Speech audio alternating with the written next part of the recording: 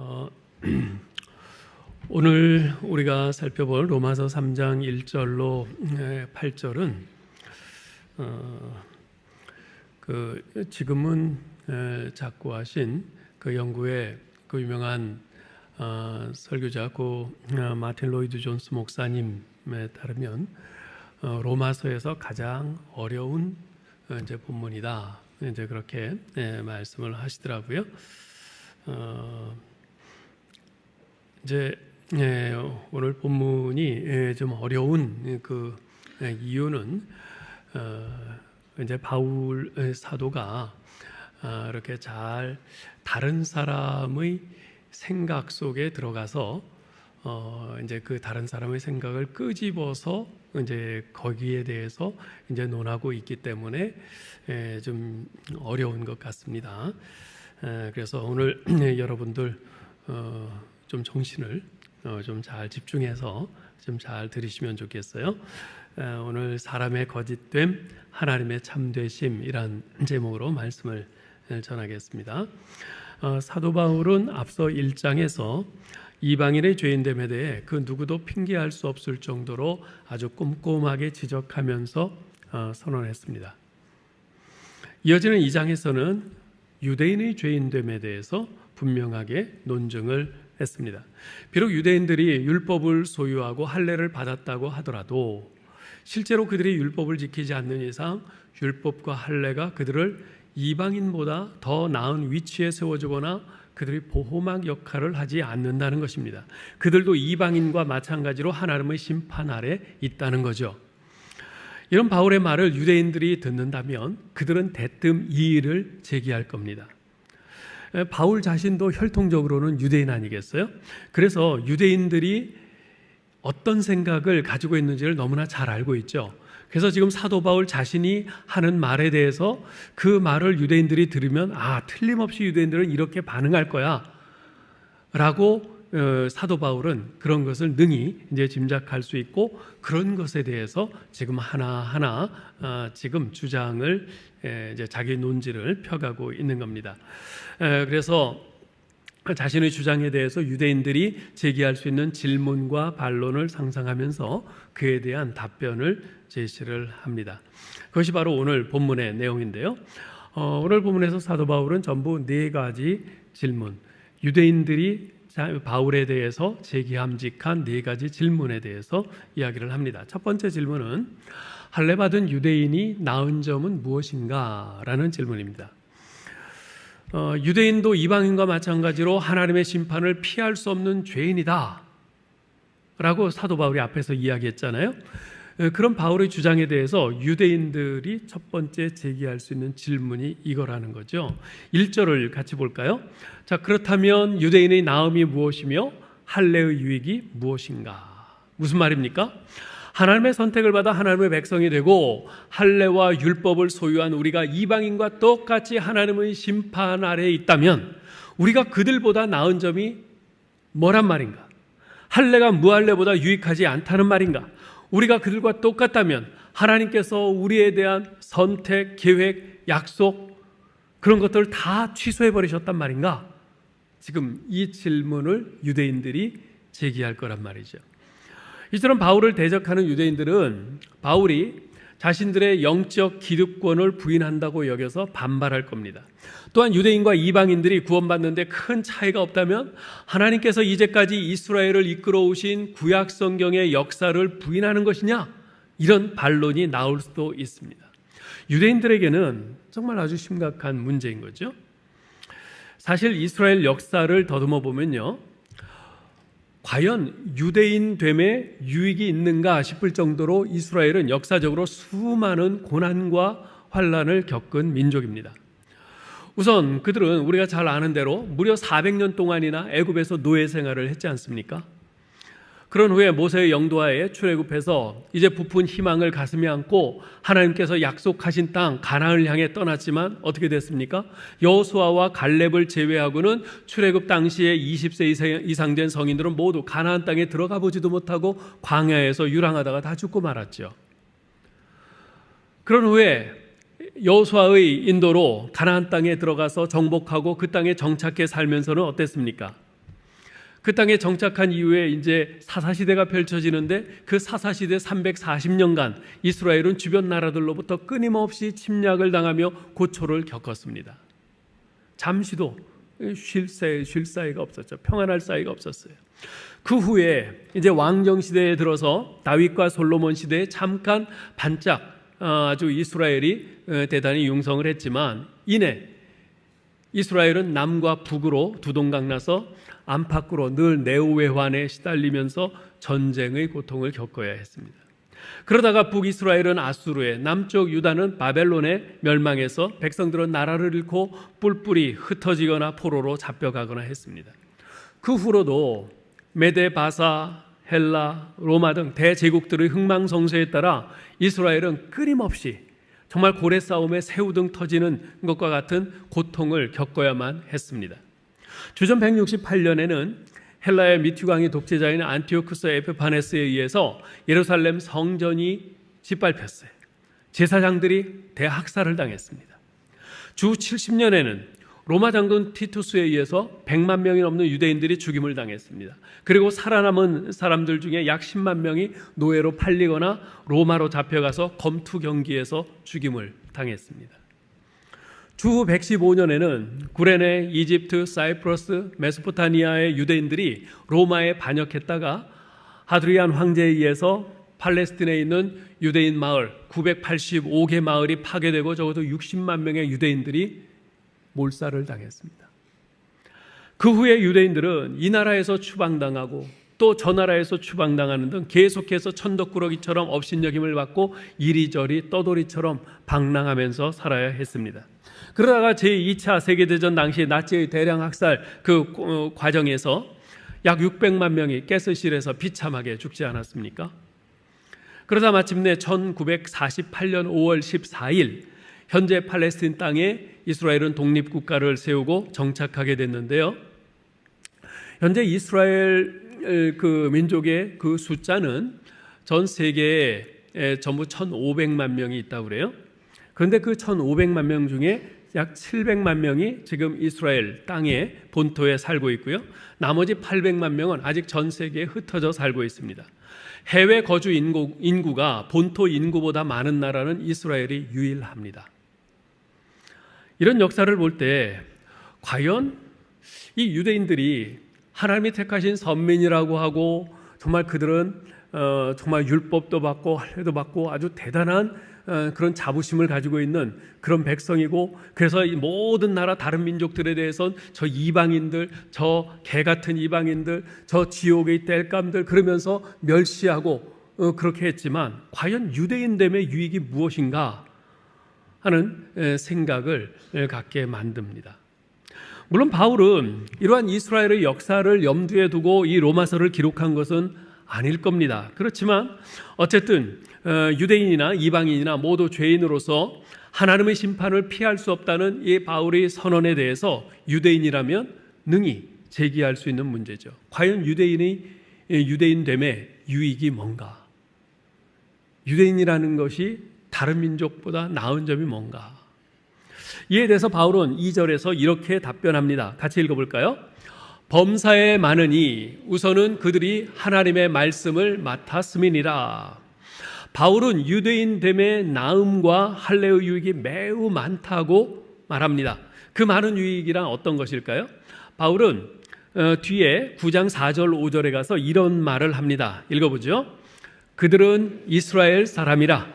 그들에게는 양자됨과 영광과 언약들과 율법을 세우신 것과 예배와 약속들이 있고 조상들도 그들의 것이요 육신으로 하면 그리스도가 그들에게서 나셨으니 그는 만물 위에 계셔서 세세의 찬양을 받으실 하나님이시니라. 아멘. 자, 이스라엘 백성된 즉 유대인됨의 유익이 뭐라고요? 첫째, 양자됨. 양자가 됐다고 하는 것은 하나님이 택하신 선민이라는 겁니다. 하나님께서 아들로 택하신 선민이라는 거예요. 또 하나님의 영광을 맛본 백성들이에요. 또 많은 언약들을 받았습니다. 하나님 나라의 법인 율법을 유일하게 받은 민족이에요. 그리고 살아계시고 유일하시고 참되신 온 우주의 유일하신 참 하나님, 그 하나님께 대한 예배를 드릴 수 있는 그 특권을 가진 민족이에요. 그리고 많은 약속들을 받았고요. 그리고 무엇보다도 하나님께서 우리 인간을 구원하시기 위해서 보내시는 바로 그리스도, 그 구원자인 그리스도께서 유대인에게서 태어나셨어요. 이러니 정말 이 유대인됨의 그 영광, 이 유대인됨의 이 특권이라고 하는 것이 얼마나 대단합니까? 자, 그런데 바울은 그 많은 유익들 가운데 하나님의 말씀을 맡은 것, 그것을 유대인됨의 첫 번째 유익으로 꼽고 있습니다. 자, 그렇다면 유대인들이 하나님의 말씀을 맡았다고 할 때 여기서 하나님의 말씀은 무엇을 지칭하는 것일까요? 두 가지를 지칭한다고 볼 수 있습니다. 하나는 하나님께서 계시로 주신 구약성경 전체를 말합니다. 구약성경 전체를 하나님의 말씀이라 이렇게 말하는 겁니다. 유대인들에 대한 하나님의 약속은 물론이고 십계명, 메시아에 대한 예언, 율법을 포함하고 있는 구약성경 전체를 지칭하고 있는 거죠. 사실상 이 하나님의 말씀인 구약성경이 유대인들에게 주어진 것은 그 어느 민족에게서도 찾아볼 수 없는 놀라운 특권입니다. 왜냐하면 하나님께서는 이 구약성경을 통해서 살아계시고 유일하시고 참되신 하나님인 여호와 하나님 당신을 유대인들에게 계시해 주셨을 뿐만 아니라 그 하나님을 어떻게 만날 수 있는지, 그 하나님을 어떻게 믿어야 하는지, 그 하나님의 백성으로서 어떻게 살아가야 하는지, 그리고 유대인과 인류에 대한 그분의 최종적인 계획과 목적이 무엇인지를 세세히 이 구약성경을 통해서 알려주셨기 때문입니다. 그러니 이 구약성경을 가지고 있다는 거, 이건 정말 그야말로 대단한 그런 특권을 가지고 있는 것이죠. 이방 민족들이 창조주 하나님을 알지 못하고 온갖 우상 숭배에 빠져 있을 때 이스라엘 백성만은 하나님의 계시를 받아서 거룩한 하나님을 만날 수 있었고 하나님의 뜻을 알 수 있었습니다. 또한 구약의 이스라엘 역사가 수많은 우상 숭배와 배도로 점철되었지만 하나님께서 말씀과 징벌을 통해서 개입하심으로 하나님과 이스라엘에 맺은 그 언약의 연속성을 유지할 수 있었습니다. 하나님께서는 이스라엘 역사 속에서 계시하시고 역사하심으로써 장차 임할 하나님 나라를 예고하시고 당신의 백성에게 그 나라를 소망하게 하셨어요. 이 모든 것이 다 구약 성경에서 나타나고 있는 것이고 그것을 바로 이스라엘 백성에게 주신 것이죠. 자, 하나님의 말씀을 이스라엘에게 맡기셨다 할 때 또 다른 하나는 이 말씀의 실체이신 하나님의 말씀의 실체이신 예수 그리스도를 지칭한다는 겁니다. 여기서 하나님의 말씀은 바로 예수 그리스도를 지칭해요. 여러분 요한복음 1장 14절을 한번 보실까요? 같이 읽습니다. 말씀이 육신이 되어 우리 가운데 거하심에 우리가 그의 영광을 보니 아버지의 독생자의 영광이요 은혜와 진리가 충만하더라. 말씀이 육신이 되신 예수 그리스도께서는 유대인의 혈통을 따라 이 땅에 오셨어요. 우리 한민족에게서 태어나신 것이 아니라 일본 사람으로 태어나신 게 아니라 중국 사람으로 태어나신 게 아니라 미국 사람으로 태어나신 게 아니라 유대인 혈통을 따라 태어나셨어요. 즉 유대인은 메시아이신 구원자이신 온 인류의 구원자이신 메시아 예수님을 소유한 축복받은 민족인 거죠. 여러분 한번 생각해 보세요. 자기 가문에서 장관만 한 사람 나와도 어깨가 으쓱하고 목에 힘주고 다니는 그런 판 아닙니까? 그런데 온 세상의 모든 인류의 구원자이신 예수 그리스도께서 자신들의 혈통에서 나셨으니 이보다 더 영광스럽고 축복된 일이 어디 있겠습니까? 이스라엘은 이 유대인들은 능히 그걸로 자부심을 갖고 자랑할 만하죠. 자, 그런데 여기서 우리가 주목해야 할 것은 그들이 하나님의 말씀을 맡았음이니라 라는 이 표현입니다. 바울은 하나님의 말씀이 유대인들에게 주어졌다고 표현하지 않고요, 맡겨졌다라고 이렇게 표현하고 있습니다. 바울이 이 용어를 사용한 것은 유대인들로 하여금 자신들에게 계시된 하나님의 말씀, 즉 그리스도의 복음 계시를 부지런히 살피고 깨달아 종말의 때까지 모든 열방들에게 이 복음을 전하도록 위임받은 것임을 상기시키려는 의도에서 바로 이 맡기셨다, 이 용어를 사용한 것입니다. 자, 그런데 유대인들은 어떻게 했습니까? 이 하나님의 말씀을 자신들만의 전유물로 만들었어요.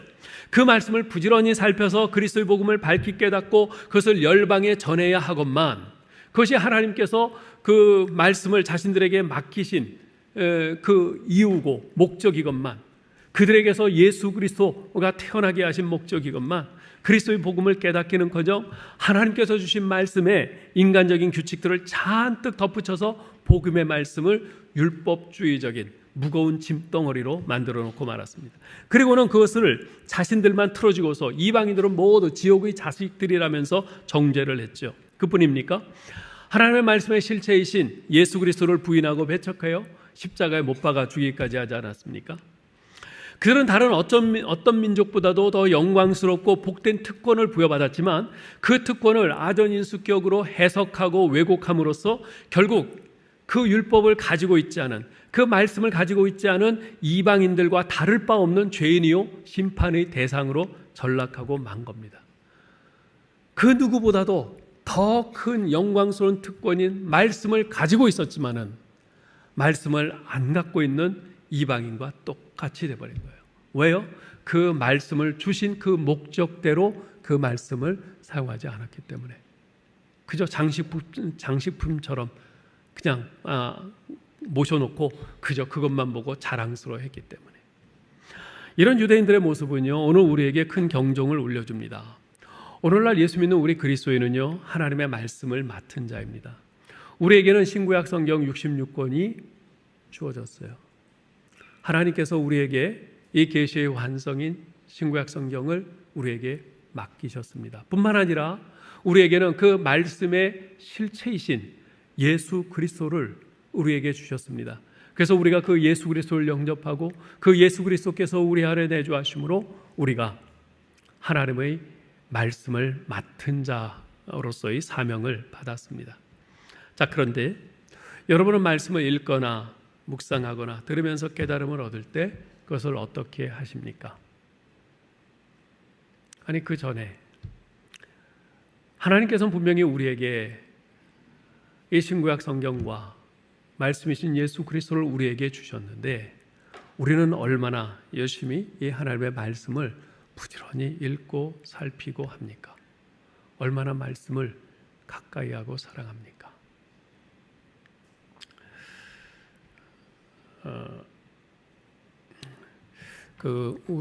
우리 7월 첫째 주일에 성경 암송대회가 있죠.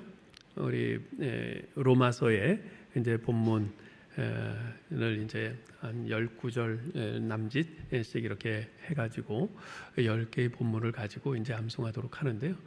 여러분 말씀 암송 지금 뭐 열심히 하고 계실 줄 그렇게 믿는데요. 제가 그 미국의 피츠버그에 있을 때 거기 당시 92세 된 권사님 한 분이 계셨어요. 참 성품도 조용하시고 순하시고 참 기도 많이 하는 그 권사님이셨는데 이제 이 권사님이 연세가 그렇게 많이 드셨으니까 이렇게 성경을 읽어도 금방 잊어버리고 이제 그러세요. 그러면서 이제 그걸 굉장히 안타까워하셨는데 그때 저희 교회에서 이제 5월에 가정의 달을 맞아서 성경 암송 대회를 하기로 했어요. 그래서 그때 성경 암송 이제 본문이 이제 로마서 12장이었는데요. 12장 1절에서 21절까지 다 하는 거였어요. 근데 이 권사님께서 자기도 참여하겠다고 그러시는 거예요. 근데 사실 도저히 불가능하거든요.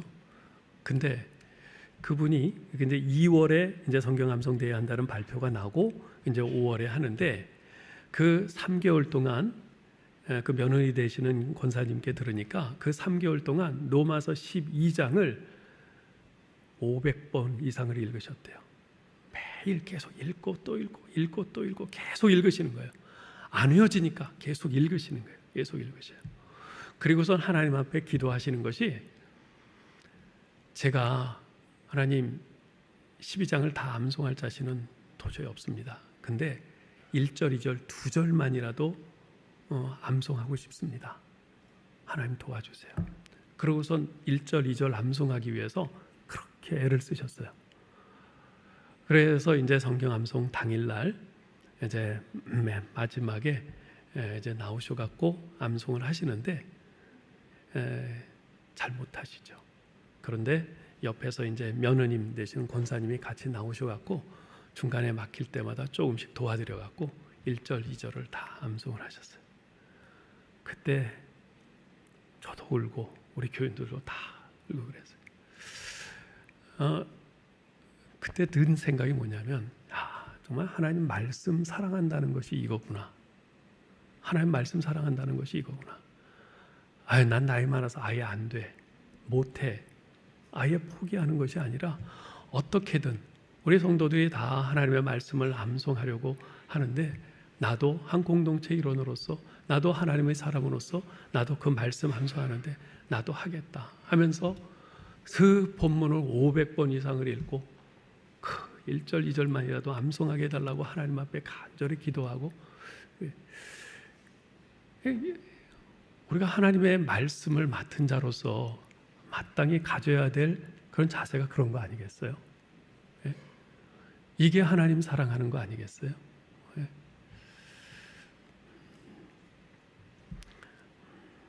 제가 이 말씀 드리는 건 열심히 암송하시라는 얘기입니다. 네. 여러분이 말씀을 이렇게 읽고 묵상하고 깨달을 때 어떻게 하세요? 그 말씀의 은혜를 다른 사람들에게 나누어 주려고 하십니까? 아니면 그것을 나의 자랑거리로 삼고 그 말씀으로 다른 사람 판단하고 정죄하고 그러십니까? 하나님께서 우리에게 말씀의 은혜를 주시는 것은 그것을 다른 이들에게 나누어 그들의 영혼을 유익하게 하라는 뜻입니다. 이것을 잊지 마시길 바랍니다. 자, 이어서 3절에서 바울은 두 번째 질문을 던집니다. 3절 읽어볼까요? 어떤 자들이 믿지 아니하였으면 어찌하리요? 그 믿지 아니함이 하나님의 미쁘심을 패하겠느냐? 두 번째 질문은 이겁니다. 유대인의 불신앙이 하나님의 신실하심을 무효화할 수 있는가? 무슨 말이냐면 이런 거예요. 이스라엘 백성이 불신앙과 불순종으로 하나님과의 언약을 지키지 않았지요. 그렇다고 해서 하나님께서도 그들을 통해서 이루겠다고 언약하신 그 모든 계획들과 약속들을 다 취소하고 무효화시키신다는 것인가? 즉 그들이 하나님께 등을 돌렸다고 해서 하나님께서도 그들에게 등을 돌리신다는 말인가? 마치 눈에는 눈, 이에는 이 하는 식으로. 유대인들에게 하나님의 말씀이 맡겨졌음에도 불구하고 그들 중에 어떤 자들이 하나님의 약속을 믿지 않고 언약 백성이 도리를 다하지 않는다고 해서 하나님께서도 똑같이 그들을 향한 약속을 폐기하고 그들에 대한 하나님의 그 신실한 의무를 중단하시겠느냐는 거예요. 이에 대해서 사도 바울은 4절에서 그럴 수 없다라고 단호하게 답변합니다. 4절 읽어보죠. 그럴 수 없느니라. 사람은 다 거짓되되 오직 하나님은 참되시다 할지어다. 기록된 바 주께서 주의 말씀에 의롭다함을 얻으시고 판단받으실 때에 이기려 하심이라 함과 같으니라. 무슨 말입니까? 이스라엘 백성들이 불순종하고 불성실하다 할지라도 그것 때문에 하나님의 약속이 폐기되는 일은 결단코 있을 수 없다는 겁니다. 그 백성의 불성실함에도 불구하고 하나님께서는 반드시 언약하신 대로 행하시고 성취하실 것입니다. 이것은 오히려 하나님의 신실하심을 드러냅니다. 인간은 거짓되지만 오직 하나님은 참되심을 선언하는 거죠. 여러분, 제가 전에 한번 말씀드린 적이 있는데요. 하나님께서 우리 사람과 언약을 맺으실 때 그 언약은 사람 대 사람이 맺는 것과는 틀려요. 우리 사람과 사람이 서로 약속할 때는 어떡합니까? 약속하고선 서로 악수를 이렇게 해요. 악수를 해요. 그리고 헤어지죠. 근데 한쪽이 그것을 어기면 너 안 지켰어? 내가 왜 지켜? 나도 안 지켜. 그런단 말이에요. 이렇게 잡았어요. 놓으면은 나도 놓아지는 거예요. 이게 사람의 언약이에요. 그런데 우리 하나님께서는 그렇게 언약을 맺지 않으십니다. 하나님께서 당신의 백성과 언약을 맺으실 때는 이렇게 잡으세요. 이렇게 잡으면 어떻게 돼요? 이스라엘 백성이 불순종하고 놔요.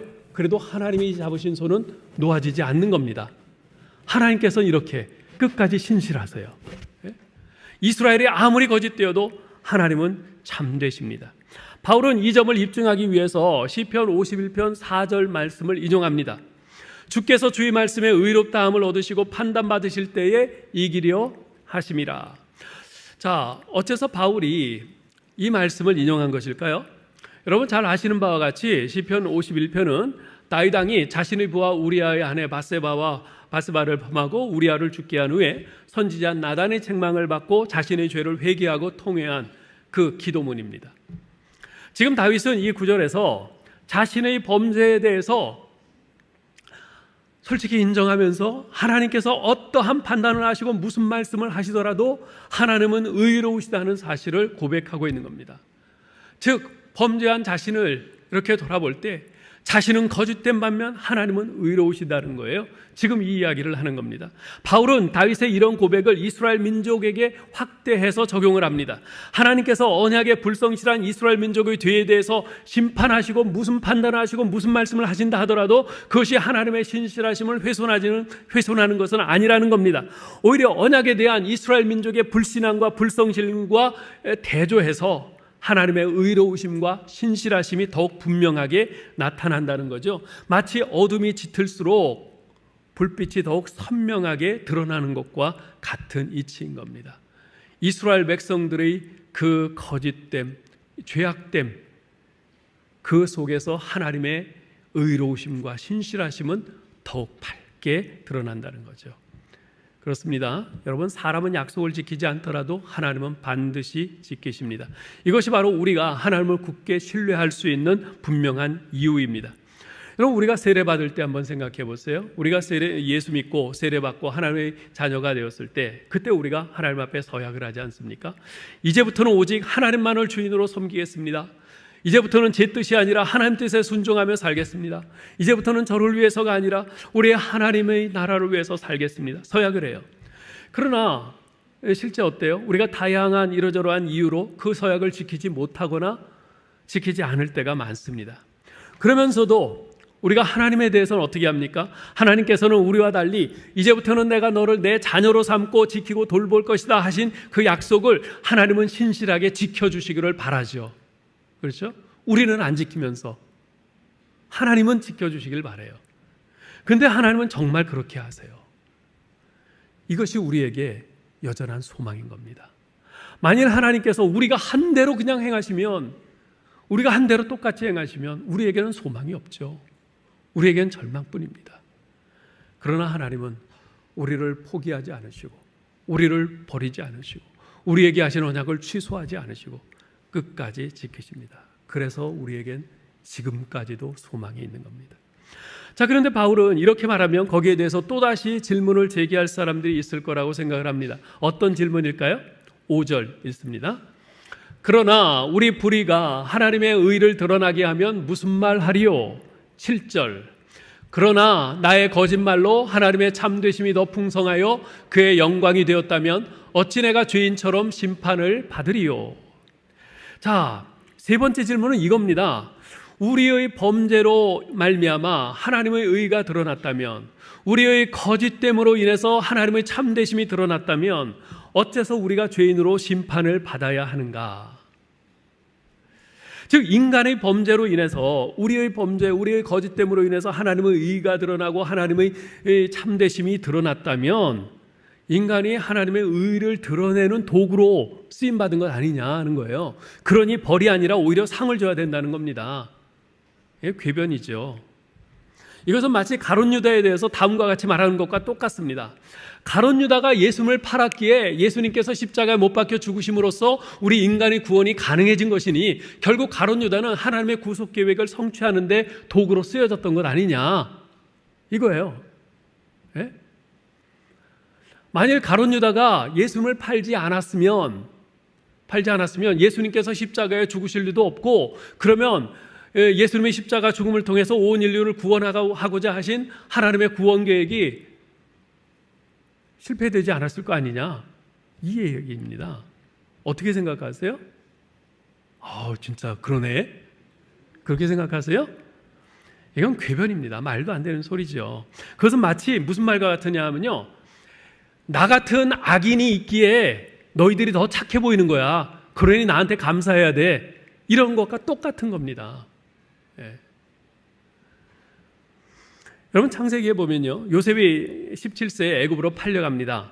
13년 동안 그 애굽의 감옥에서 또 억울함 속에서 지내다가 마침내 애굽의 총리가 되죠. 그리고 양식을 구하러 애굽에 온 형들과 만나고 또 더 나아가서 자기 아버지 야곱과 동생 베냐민과도 아주 기쁨의 상봉을 합니다. 자, 그런데 그렇게 만난 자리에서 형들이 요셉에게 이렇게 말한다면 어떨 것 같으세요? 여러분이 요셉의 입장이 돼서 한번 들어보세요. 요셉아, 너 정말 엄청난 성공했구나.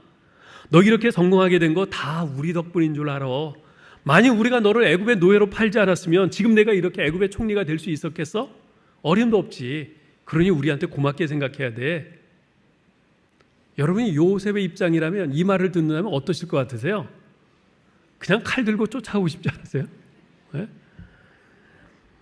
물론 결과만 놓고 볼 때는 형들이 요셉을 애굽에 팔았기에 그것이 단초가 되어서 요셉이 애굽으로 갈 수 있었고 애굽에 살 수 있었고 총리까지 될 수 있었다고 말할 수 있을지 모르겠어요. 그러나 형들의 그 행위는 명백한 죄입니다. 다만 당신들은 나를 해하려고 하였으나 하나님은 그것을 선으로 바꾸셨습니다 라고 한 이 요셉의 고백처럼 형들의 그 악행을 합력하여 선으로 바꾸신 분은 하나님이실 뿐, 형들이 행한 그 죄는 여전한 죄인 것이에요. 어제 큐티 본문인 사도행전 18장 6절에 보면요, 사도 바울이 제2차 전도여행을 하는 장면이 나오는데요, 바울이 가는 곳마다 아주 극성스러운 유대인 극렬분자들이 쫓아와서 소란을 피우고 막 돌로 치고 방해하면서 핍박을 합니다. 그러자 바울이 이제 더 이상은 이제 유대인들에게는 안 되겠다 생각하고선 옷에서 먼지를 털고는 이후에는 이방인에게로 가리라, 이렇게 결단을 하고 그렇게 선포를 합니다. 본격적으로 이방인 전도에만 전념하겠다는 거죠. 자, 그렇다면 여러분 한번 생각해 보세요. 유대인들이 예수 믿지 않고 바울이 전하는 복음을 받지 않고 예수 믿지 않고 바울을 핍박함으로 인해서 결국 이방인들에게 본격적으로 전도의 문이 열리게 되어 그들이 복음을 듣고 예수 믿고 구원받게 되었는데, 이에 대해서 유대인들이 이방인을 향해서 너희 이방인들이 복음을 듣고 예수 믿게 된 것은 우리가 사도 바울을 그렇게 핍박해서 그가 너희에게로 향하게 했기 때문이야, 이렇게 말한다면 그 말이 맞다고 고개를 끄덕이시겠어요? 아니죠. 그들이 복음을 거부하고 바울을 핍박하여 몰아낸 죄는 그 어떤 말로도 변명할 수 없는 명백한 죄인 것입니다. 바울은 이 이야기를 하는 거예요. 그래서 바울은 6절에서 이렇게 반박을 합니다. 결코 그렇지 아니하니라. 만일 그러하면 하나님께서 어찌 세상을 심판하리요. 무슨 말입니까? 만일 하나님이 자신의 의로움을 드러내기 위해서 불의한 인간을 도구로 사용하신 것이라면 하나님 또한 불의하신 것이고, 그렇다면 불의한 하나님이 어찌 세상을 심판하실 수 있겠느냐? 그건 말이 안 된다는 겁니다. 아까 가룟 유다의 예를 들었는데 그것을 다시 한번 생각해 보죠. 가룟 유다는 예수님을 팔 생각이 없었는데 하나님 당신께서 세우신 그 예수 그리스도의 십자가 죽음을 통한 구속 계획을 성취하기 위해서 가룟 유다를 등 떠밀어서 예수님을 팔게 했다. 그래서 예수님이 십자가에 못 박혀 죽게 됐다. 그렇게 됐다면 하나님이 의로우신 겁니까? 불의하신 거죠. 예? 가만히 있는 사람을 등 떠밀어서 예수님 팔게 했다. 그건 하나님이 불의하신 거죠. 그렇다면 그렇게 불의하신 하나님이 어찌 세상을 심판하실 수 있겠어요? 안 되는 거죠. 하나님께서는 결코 우리 인간을 자신의 의로우심을 드러내기 위한 도구로 사용하지 않으십니다. 우리의 불의가 하나님의 의를 더욱 분명하게 드러나게 했을지라도 우리의 불의가 선으로 바꾸어지는 것은 아닙니다. 어둠이 별을 더 밝게 보이게 했다 할지라도 어둠 자체가 빛으로 변한 것은 아니잖아요. 그러므로 우리의 불의, 우리의 죄악은 하나님의 공정한 심판을 받아야만 합니다. 바울이 마지막으로 유대인의 입장에서 질문하는 것이 있어요. 계속 유대인들이 논리를 가져가는 겁니다. 자신들의 불의로, 자신들의 거짓됨으로 하나님의 의가 드러나고 하나님의 참되심이 더 드러났다. 그렇다면 우리가 선을 이루기 위해서 악을 더 행해야 되지 않겠는가? 이 질문을 유대인들이 또 한다는 거예요. 8절이. 또는 그러면 선을 이루기 위하여 악을 행하자 하지 않겠느냐? 무슨 말입니까? 우리의 불의가 하나님의 의로우심을 드러내고 하나님께 영광이 되니, 우리의 거짓됨이 하나님의 참되심을 더 드러나게 하니 우리가 더 큰 죄를 지으면 하나님께 더 큰 영광이 되지 않겠느냐는 것이에요. 우리 인간이 거짓말을 하면 할수록 거짓됨을 보이면 보일수록 하나님의 참되심이 더욱 돋보이지 않겠냐는 것이에요. 한마디로 말하면 하나님의 영광을 위해서 우리가 더 큰 죄를 열심히 지어야 되지 않겠느냐는 겁니다. 그렇습니까? 만약 그렇다면 우리가 하나님을 돋보이게 하기 위해서 더욱 열심히 거짓되게 살고 죄를 지어야 한다는 말이 됩니다. 이 얼마나 황당무계한 말이에요. 하나님의 영광을 위한다면 죄를 짓지 않도록 열심히 죄와 싸워야지, 내가 죄를 지어야 하나님의 의가 더 밝히 드러나서 하나님의 영광을 받으신다니, 이건 말도 안 되는 소리죠.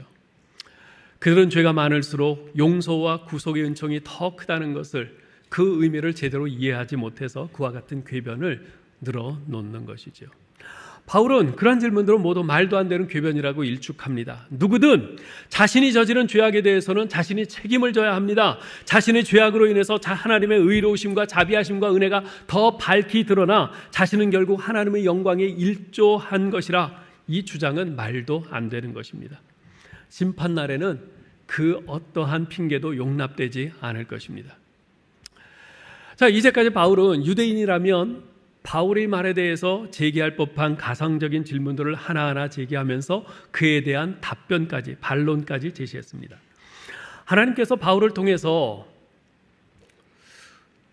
유대인의 죄를 끝까지 추적하셔서 아주 날카롭게 경고하시고 책망하시는 이유가 뭡니까? 우리가 이 부분을 잘 생각해야 합니다. 하나님께서 왜 이렇게 집요하게 유대인을 죄인이라고 이렇게 몰고 가시는가? 그들이 하나님 앞에서 자신을 죄인으로 인정하지 않기 때문입니다. 하나님의 말씀을 맡았다고 자랑만 할 뿐 그 말씀에 순종하며 살지 않기 때문입니다. 죄인을 구속하기 위해 하나님이 보내신 말씀의 실체이신 예수 그리스도를 부인하고 영접하지 않기 때문입니다. 자기가 죄인인 것을 깨달아야, 자기가 죄인인 것을 시인해야 비로소 자기에게 구원이 필요하고 복음이 필요한 것을 알게 되고 복음이신 예수 그리스도를 찾게 되는 겁니다. 그런데 자기가 죄인이 아니라고 생각하니, 끝까지 우기니 하나님께서 답답하신 겁니다. 그래서 바울을 통해서 집요하게 유대인들의 죄인됨을 이렇게 계속해서 밝히시는 거죠. 이런 유대인들의 모습을 통해서 깨닫게 되는 것은, 우리 인간은 솔직하게 자신의 죄인됨을 시인하고 고백하기보다는 어떻게든 변명하고 정당화하려고 한다는 겁니다. 실제로 그렇죠. 그러나 참 신자는요, 하나님 앞에서 자기 변명이나 변호를 하지 않습니다. 자기 정당화나 합리화를 절대로 하지 않습니다. 설사 억울하고 고통스러운 일을 당한다 해도 하나님은 오르십니다, 제가 잘못했습니다 하고 겸손하게 무릎을 꿇습니다. 우리 모두는 죄인이며 하나님의 구속의 은총이 필요한 사람들입니다. 그 누구도 하나님 앞에서 자신의 죄를 합리화할 수 없고 변명할 수 없습니다. 우리가 하나님 앞에서 할 수 있는 고백은, 주님, 이 죄인을 불쌍히 여겨주시고 용서해 주옵소서라는 것뿐입니다. 이 고백을 할 수 있는 사람이 진짜 은혜 받은 사람입니다. 이 고백을 할 수 있는 사람이 마음의 성령으로 할례 받은 사람입니다. 자기가 죄인됨을 고백하고 하나님의 은혜를 구할 수 있는, 이 고백을 할 수 있는 사람이 바로 진정한 이면적 유대인인 것입니다. 아무쪼록 주님, 제가 죄인입니다.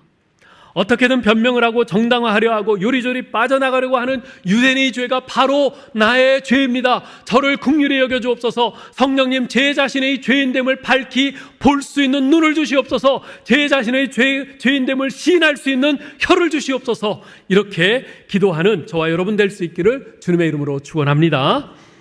하나님, 우리가 조금만 깊이 우리 자신을, 내면을 성찰해서 살펴보면 내가 죄인됨을 도저히 부인할 수가 없는데, 우리는 사람들 앞에서, 심지어 하나님 앞에서도